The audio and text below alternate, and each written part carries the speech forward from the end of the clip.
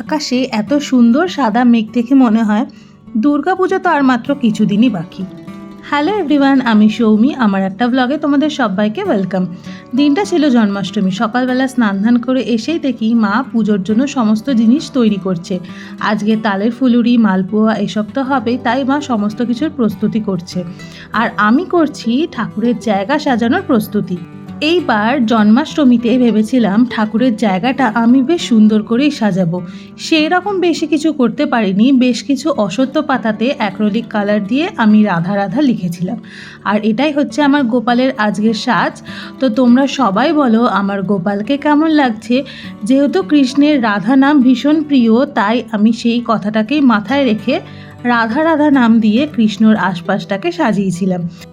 তারপর সন্ধেবেলা ফ্রেশ হয়ে নিয়ে আমি এখানে একটু রেডি হয়ে নিচ্ছি। আজকে যেহেতু গোপালের জামার রং গোলাপি, আমিও তাই গোলাপি কালারেরই একটা সালোয়ার পরেছিলাম, আর তার সাথে ম্যাচিং করে চুড়ি আর টিপ পরে নিয়েছিলাম।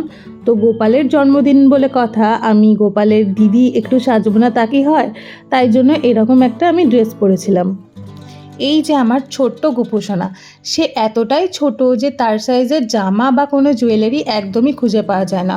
অনেক খুঁজে খুঁজে বুঝে বুঝে আমাকে তার জন্য জিনিস নিতে হয়। আর আজ জন্মাষ্টমীতে আমি অল্প কিছু আয়োজন করেছিলাম, সমস্তটাই বানিয়েছে আমার মা আর দিদা মিলে। আমি এখানে সাজিয়ে জাস্ট বসেছি। এখানে ছিল মালপোয়া, তালের ফুলুরি, লুচি, সুজি আর নারকেল নাড়ু, আর বেশ কিছুটা ফল। আর দিয়েছিলাম গোপালের ভীষণই প্রিয় ক্ষীর আর মাখন মিছরি।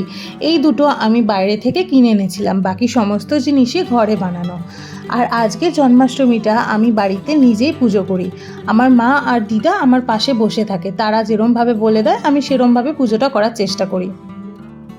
আর জন্মাষ্টমীর দিন যেহেতু শ্রীকৃষ্ণের জন্ম হয়েছিল, তাই তার অষ্টতর শতনাম, শ্রীরাধার 12 মাসি আর সুখসারির দ্বন্দ্ব, এই সমস্ত কিছু আমি পাঠ করি। একটা বইতে লেখা থাকে, সেই বই দেখে দেখে আমি পুরোটা পড়ি। আর বাকি পুজোটা তো পুরোটাই মনের ওপর নির্ভর করছে।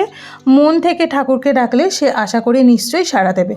আর এটা ছিল আমার ঠাকুরের প্রসাদ, সেটাও খেয়ে নিলাম। আর পরের দিনের ক্লিপ এটা আমরা পরের দিনে ঠাকুরকে অন্নভোগ দিয়েছিলাম।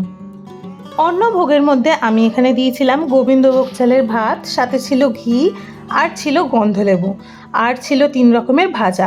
তো ঠাকুরকে ভোগ নিবেদন করে আমরাই এটাকে প্রসাদ হিসেবে গ্রহণ করেছিলাম। তারপর সন্ধেবেলা একটু বেরিয়েছিলাম, আমাদের ছিল মনসা পুজোর নিমন্ত্রণ, তাই আমি, মা আর দিদা 3 জন মিলে চলে গিয়েছিলাম মনসা পুজোতে। তো এই হচ্ছেন মা মনসা। তো আশা করি তোমাদের এই ব্লগটা ভালো লাগলো। ভালো লাগলে কিন্তু লাইক কমেন্ট করতে ভুলো না। টাটা।